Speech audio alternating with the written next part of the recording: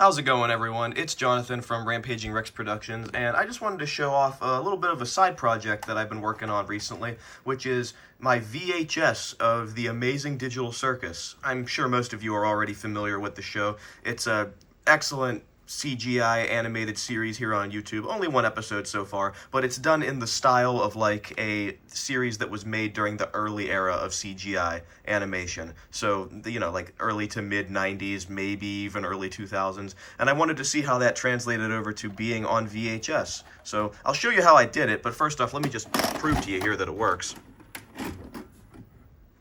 Here on my, got the CRT set up. Let me just go ahead and hit play here.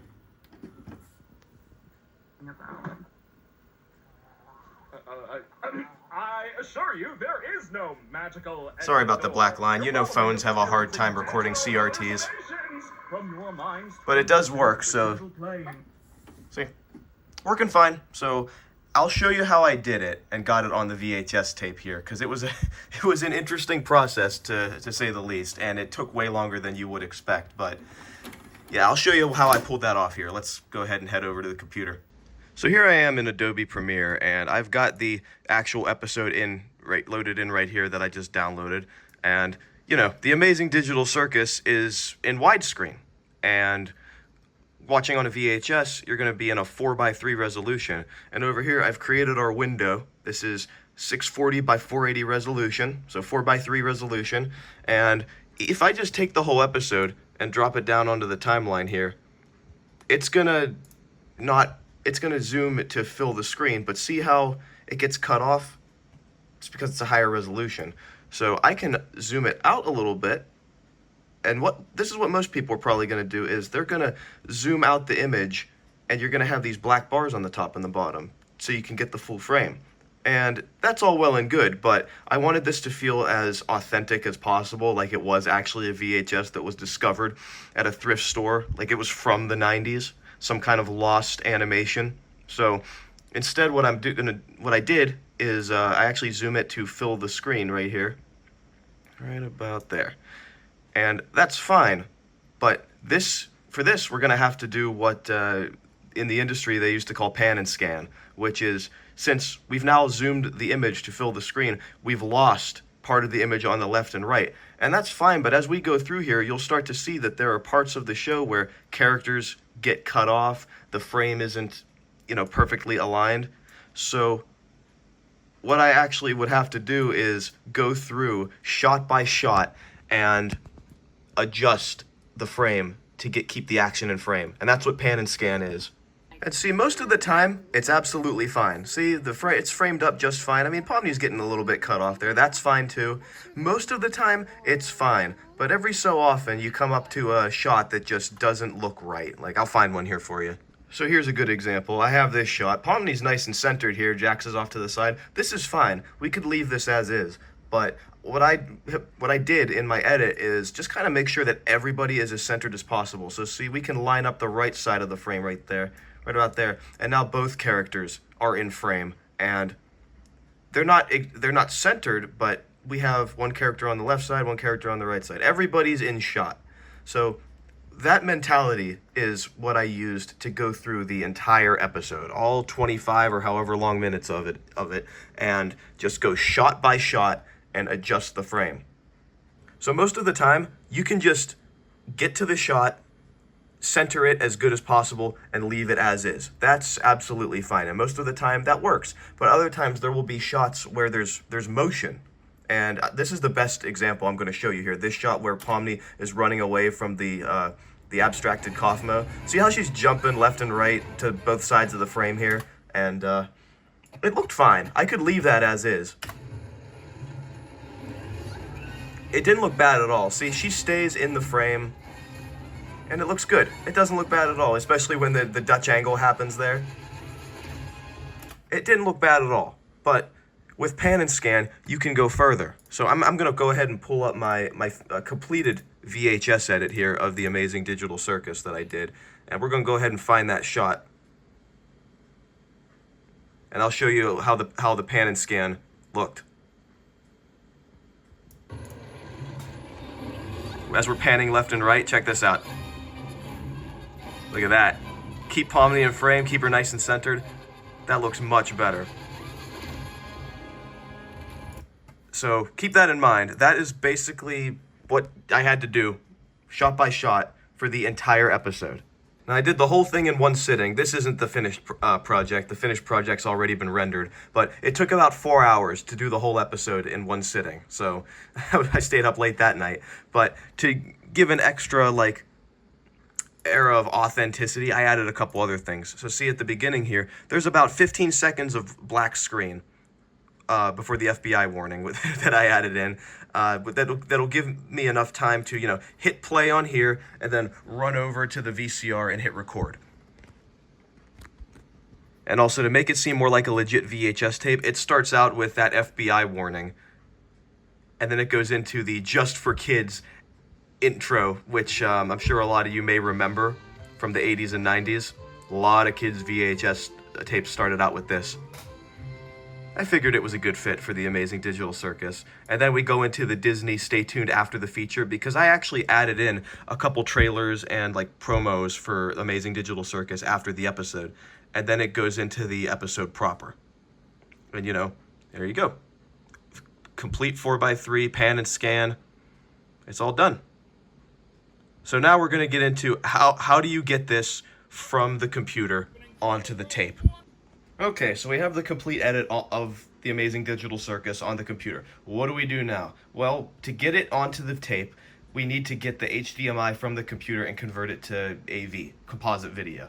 And the way I did that, some of you might not like it, but I have the HDMI coming from the back of the computer and then going into an HDMI to composite video converter. I know these converters have a sort of mixed to negative reception online. A lot of people don't like these, but this one does an okay job. It's decent, and the reason I like this one over a lot of the other cheap ones I've used is because this one supports multiple resolutions. You can do a 4x3 resolution over HDMI with this thing, and coming from my computer, it can be self-powered, so you don't even need that extra power jack right there. So we can get composite video out of this. The only thing with this converter is that you have to turn down the volume on the computer. If you keep the volume at 100, the volume will be maxed out. It'll be so distorted, you won't even be able to decipher what the characters are saying. So the important thing to do with one of these converters is to head back to the computer and make sure your resolutions are okay. So I'm going into my display settings here.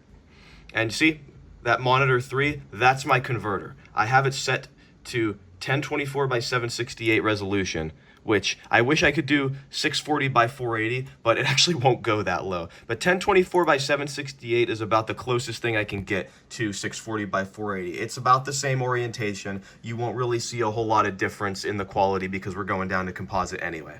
So now that we've set it to a roughly 4x3 resolution, what it boils down to from here is plug the composite video from the converter into the back of the VCR. And this isn't my main VCR that I use to record. I'm just using one of my cheap VHS and DVD combo units to do the playback. I actually have another VCR that I use to do the recording, because if you look at the back of this one, it actually only has mono for the input, and the Amazing Digital Circus is in stereo. So I want stereo sound. So I used a different VCR to do the recording, but I'll just use this as an example. So you have the 4x3 image and signal coming out of the computer and into this, and you take your RCA jacks, plug them into the back of the VCR, set it to the input, hit start on the computer up there, and then press record. And that's why I left that 15 seconds of black screen at the beginning, to give myself enough time to get down here, press the record button, and get the recording going. And now finally, I can show you how it turned out. Amazing Digital Circus on an actual VHS tape. Let's go ahead and pop it in. And I'm at the beginning of the tape this time instead of it like I was at the beginning of the video. This VCR takes a little bit to pick up the tape. Hello. Let's see. There's that 15 seconds of black at the beginning. It's not actually 15 seconds because you got to consider I had to run over here to the tape and to the VCR and start recording. Not much I could do about the refresh rate issues here, so I'm very sorry. I just have to excuse the dark line. I could use my actual camera for this, but it's packed away at the moment. That's a little bit better.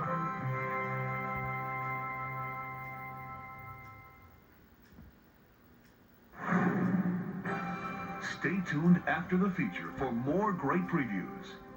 And now, our feature presentation. I don't know how much of the actual show I can show without getting copyrighted, but I'm gonna try here. And as you can see, there's no aspect ratio issues. There's no, like, nothing looks squished. We don't have the black bars on the top and bottom. It is in proper 4x3. Proper 4x3 pan and scan. I'm here to show you the most jaw-dropping, heart-stopping, mind-bending paraphernalia you've ever laid your eyes upon. Isn't that right, Bubble? That's all right, Ken. I can't wait to see what you've got cooking up for today. Well, let's not. And I know it's not going to do it justice over a video, but the VHS distortion really does make it look like something that was made in the 90s. It's one of those things you just kind of have to see in person. I'm going to go ahead and jump ahead further into the episode here. Impenetrable fortress! You want to come with us to check on Kaufmo? No, not really. I think Kaufmo's gone insane. Last time I spoke with him, he was rambling endlessly about some exit. Kind of like you, Pomni. You might be going insane too. But wait, wouldn't that... So yeah, I'm pretty happy with it. It looks really good. I'm thinking about making some custom labels for the tape and even making an outer sleeve for it. I think I'd like to ask him about it. Let me go ahead and jump towards the very end so I can show you the extra stuff that I put on. So here we are towards the end of the episode here, and the whole thing plays through just fine. Anyway, looks like you defeated the Gloit Queen, so I guess the adventure's over. I'll go ahead and fast forward through to the end credits here. Show you what I added afterwards.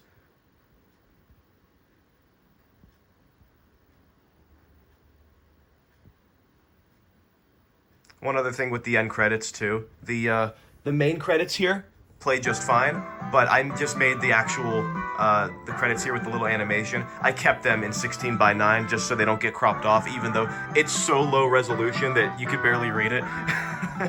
You can tell this wasn't made for 4x3 or, you know, 480i resolution.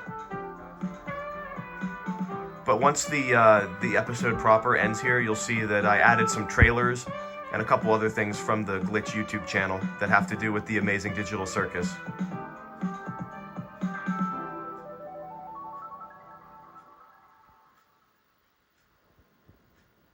The Amazing Digital Circus will be right back on Glitch Productions.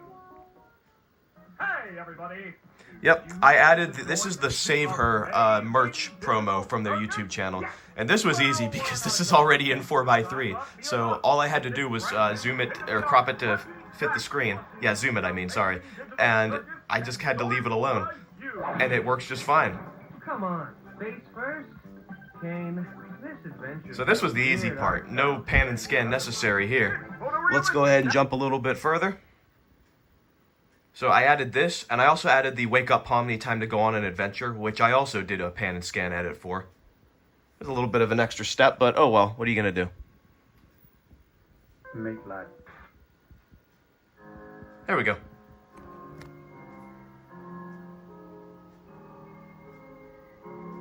So, since this is a much shorter video, it didn't take nearly as long to pan and scan. Especially because most of the shots are static. Hey, Pomni! Guess what? No. You're right! The pilots of the Amazing Digital Circus reached our goal of... So yeah, you've all probably seen this video by now. Straight into episode But it's on here too. And I even added one last thing at the very end here. Two actually. I added the VHS style trailer for the Amazing Digital Circus that came out before the show actually premiered. And the last thing I added is not official, but I wanted to anyway. I'll fast forward to it here. So here's the VHS style trailer for Amazing Digital Circus. Glitch Productions. Hey, Kane, what's up? Can't talk? Makes sense. You're probably getting ready for the big release of the Amazing Digital Circus. You've all probably seen this as well, so I'll go ahead and jump through it here. The final thing that I added is not official. It wasn't made by Glitch Productions, but it was too cool. I had to add it on here anyway. And it is the fan-made anime opening. I just thought it was a really good fit for the VHS. and you've all probably seen this as well. But it's pretty sweet. After this, it just black screens because there is a little bit of the tape left. I'll show you here. It's, there's some tape left. I may be able to fit the second episode if it ever gets released. See? There's some tape there. But I don't know. So we'll see what happens when the second episode gets released. But so yeah, there you go. There's my tape of the Amazing Digital Circus. I thought it was pretty cool. It was my first time doing a pan and scan edit that was that long. I've done pan and scan edits before of like trailers and music videos, but nothing over like 5 or 6 minutes. So this was the next step, going from 5 minutes to a 25-minute show. Probably it's actually, I think it's like 36 minutes is the full length of the recorded part of the tape so far.